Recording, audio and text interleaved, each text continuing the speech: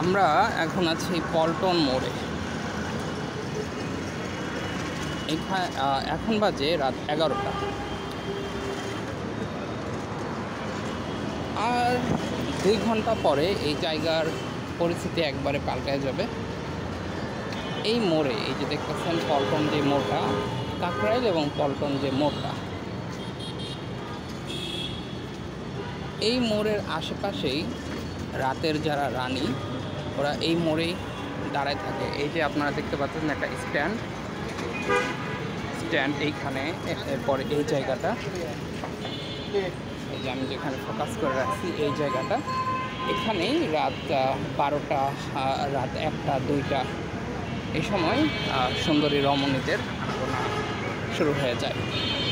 তো অনেকেই খোঁজেন রাতের বেলা, অনেকে অনেক কিছু খোঁজেন। তো যারা খোঁজেন তারা এইসব জায়গাতে আসতে পারেন। এরপর আপনার সামনে যে মোড়টা দেখতেছেন, এই মোড়ও আপনারা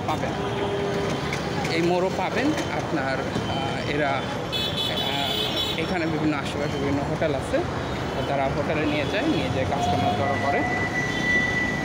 সামনে যে মোড়টা দেখতেছেন এইখানেও তারা আসে। এখানে আসলে 500 থেকে 1000, 2000, হ্যাঁ, নর্মালি 1000 থেকে 2000-এর মধ্যেই এখানে তারা রাজি হয়ে যায়। হ্যাঁ, হোটেল বিল সহ সব কিছু, এবং নাইটের জন্য অনেকে নিয়ে যায়।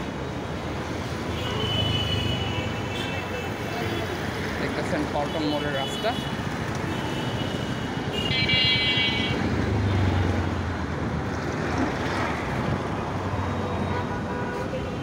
বিশেষ করে এইখানে এই গলিটা, এখানে আপনারা পাবেন